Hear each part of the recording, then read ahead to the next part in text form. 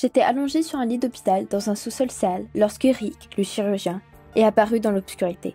Il m'a montré une photo de la fille et m'a dit que demain, j'aurais la même apparence.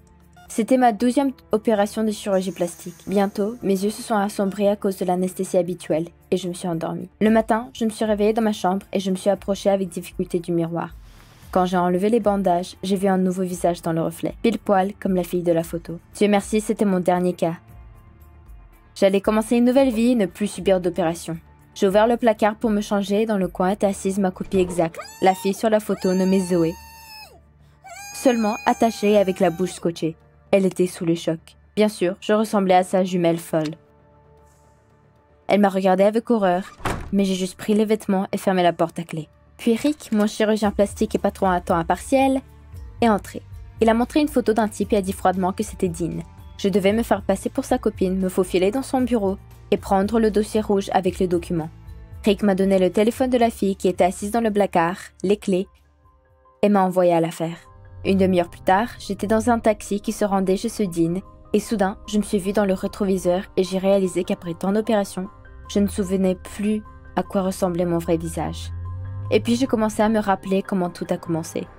Depuis mon enfance, aussi loin que je me souvienne, j'ai toujours baigné dans le monde du crime. Mon père était une figure d'autorité sérieuse parmi les bandits et il m'a toujours emmené avec lui sur diverses affaires. Mais quand j'avais 16 ans, mon père a été tué par des mafieux. Apparemment, mon père le devait de l'argent qui se trouvait chez nous. J'ai décidé de ne pas le rendre à la mafia, de vivre de quelque chose. Je ne me suis rien refusé et l'argent s'est vite épuisé. Mais bientôt, les mafiosi ont exigé de le récupérer et j'avais déjà tout gaspillé. J'ai essayé de faire profit bas, mais j'ai été suivie et j'ai compris que la seule chose de survivre était de changer d'apparence. J'ai trouvé une annonce pour le chirurgien plastique Rick sur le Darknet et une semaine plus tard, nous nous sommes rencontrés. Rick m'a semblé maussade et quand il a appris que je n'avais pas d'argent, il était sur le point de me jeter dehors. Mais j'ai paniqué, j'ai avoué que la mafia me recherchait. Rick était silencieux et j'avais peur de bouger. Mais après une pause, il m'a dit qu'il m'aiderait. J'ai commencé à remercier Rick, mais il m'a interrompu et m'a dit qu'il ne le faisait pas par pitié, qu'il avait une condition. Il me ferait de la chirurgie plastique et je devrais me faire passer pour d'autres personnes. J'ai reculé. Pourquoi ferait-il ça? Rick a poursuivi. Il avait besoin d'aide pour son business. Business? J'étais surprise. Avec un nouveau visage, je m'introduirais dans différentes maisons et je volerais, a-t-il ajouté sèchement. Quoi? Les mafieux se sont débarrassés de mon fils. Tu auras le même destin si tu ne m'aides pas. Même si je ne croyais pas au destin, je n'avais pas d'autre choix. Je préférais travailler pour un chirurgien fou que de tomber dans les mains d'un mafieux. Nous vivions ensemble depuis. Rick me faisait des opérations qui changeaient mon visage tous les mois et m'envoyait en mission.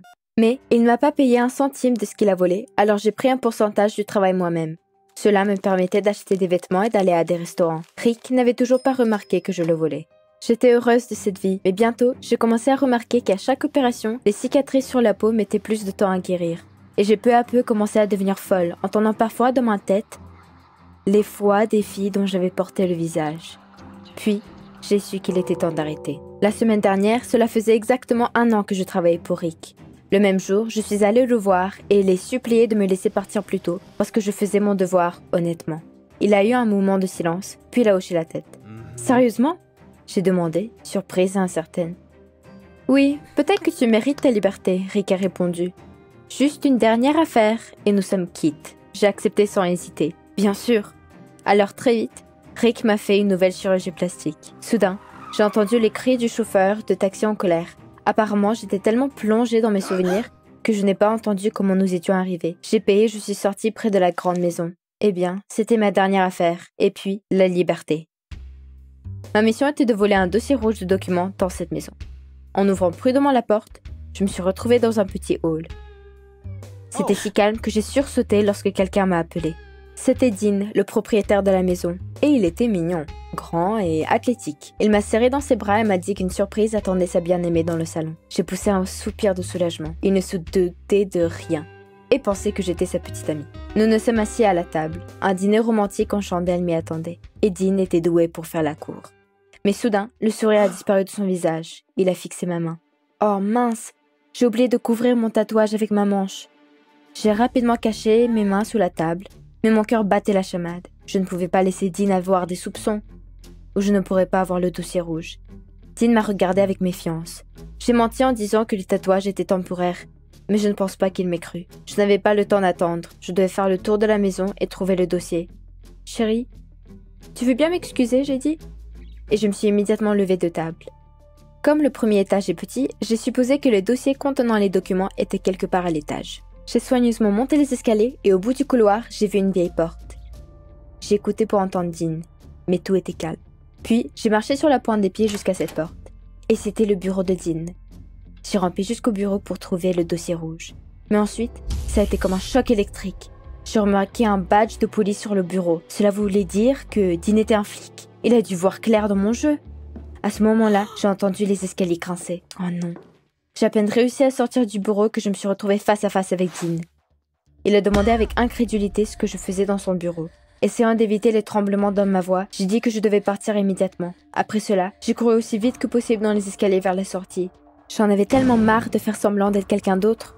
Quand je suis rentrée à la maison 1 heure plus tard, Rick regardait la télé.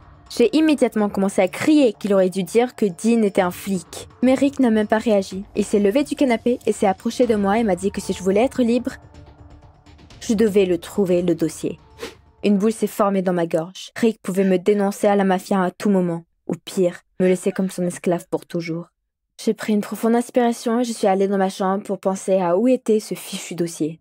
J'ai ouvert le placard et dit à Zoé que si elle ne me disait pas où Dean gardait le dossier, je la tuerais et j'accuserais son petit ami. Zoé m'a supplié de ne pas toucher à Dean et a balbutié qu'il gardait tous les dossiers dans les tiroirs de son bureau. Mince. Pourquoi je n'ai pas regardé là-dedans tout de suite? J'ai scotché la bouche de Zoé et j'ai fermé le placard. Je sortirai ce dossier demain et me débarrasserai enfin de l'esclavagisme de Rick. Le matin, j'ai été réveillée par un appel. C'était le téléphone de Zoé. J'ai vu le nom de Dean sur l'écran. Bon sang. Dean a demandé anxieusement si j'allais bien. Pourquoi je me suis enfuie la nuit dernière sans venir dormir? Bredouillant, je me suis excusée, j'ai menti en disant que mon amie s'était empoisonnée hier. Je devais rester avec elle. J'ai attendu tendument la réponse de Dean. Et s'il essaye de me faire craquer, mais Dean a demandé avec sympathie si son aide était nécessaire. C'est passé près. J'ai dit que c'était bon et que je rentrais à la maison. J'ai pris un somnifère, j'ai appelé un taxi. Le plan était que j'endorme Dean et que je sorte calmement le dossier. Quand je suis arrivée chez Dean, je l'ai trouvé sur les marches du couloir. On aurait dit qu'il n'avait pas dormi de la nuit. Dean m'a demandé avec méfiance quand j'ai trouvé un ami, puisque je venais d'emménager dans cette ville. J'ai rapidement trouvé une excuse et j'ai immédiatement proposé de regarder un film ensemble. Dean a souri et a accepté. Pendant qu'il choisissait un film, je suis allée à la cuisine pour faire du thé. J'étais en train de sortir les somnifères de ma poche quand mon téléphone a sonné. C'était Rick.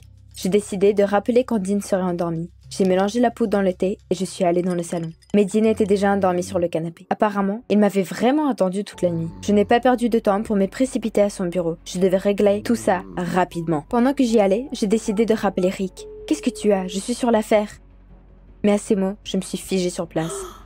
Zoé s'est enfuie. J'ai paniqué, mais Rick m'a dit de trouver les documents et de sortir de là.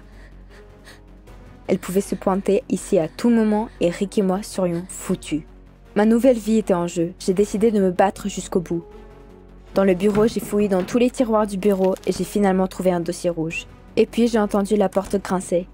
Dean avait dû se réveiller. J'avais décidé de ne pas hésiter et, cachant le dossier sous ma veste, je descendais déjà vers la porte. Puis, j'ai vu Zoé assise à côté de Dean sur le canapé. On aurait dit des jumelles. Dean nous a regardés, choqués. « Tu ne peux pas lutter contre le destin, chérie », m'a-t-elle chuchoté. Mais pendant que Dean se remettait du choc, j'ai couru vers la porte d'entrée. J'ai sauté sur la route, arrêté un taxi, par miracle, j'étais dans la voiture. J'ai verrouillé la porte et j'ai crié au chauffeur de taxi « Allons-y !» Il a appuyé sur l'accélérateur et nous sommes partis. En rentrant, j'ai immédiatement jeté le dossier rouge sur le bureau de Rick. Il a seulement répondu froidement « T'es libre ». J'étais si heureuse, mais j'avais à nouveau besoin de l'aide de Rick. Je me suis mise à genoux et je l'ai supplié de me faire un nouveau visage pour la dernière fois. N'importe quel visage. Juste pour m'éloigner de Dean. C'était un flic. Il ne me laisserait pas si facilement et je voulais tout recommencer. Rick a eu pitié de moi et m'a emmené au sous-sol. Le matin suivant l'opération, mon visage était terriblement douloureux, mais même sous les bandages, je souriais car maintenant tout ce cauchemar était terminé. J'ai enlevé les bandages, mais quand j'ai déballé les derniers, j'ai vu un nez retroussé, des lèvres pulpeuses dans le reflet du miroir. Un visage douloureusement familier. Qui était-ce? Non, j'étais moi-même. J'étais pétrifiée d'horreur.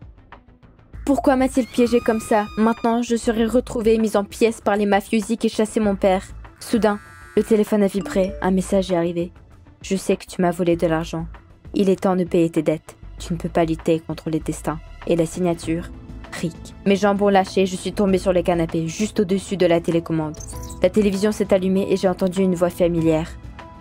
Un accident fatidique m'a aidé à attraper un criminel, a répondu Dean au journaliste. J'ai augmenté le volume et fixé l'écran. Quoi? À côté du Dean se retrouvait Rick.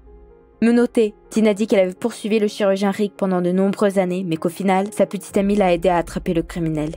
Mes pensées étaient confuses. Les larmes montaient aux yeux de désespoir. Peut-être que les destins existent vraiment. Et on ne peut pas le combattre, et bientôt, les mafieux me trouveront. À ce moment-là, on a frappé avec insistance à la porte. J'ai sorti mon téléphone, voulant appeler la police. Mais j'ai simplement regardé mon reflet dans le miroir, je me suis dit « Laisse le destin décider de lui-même ». Vous avez aimé la vidéo? Abonnez-vous et mettez un like. Merci.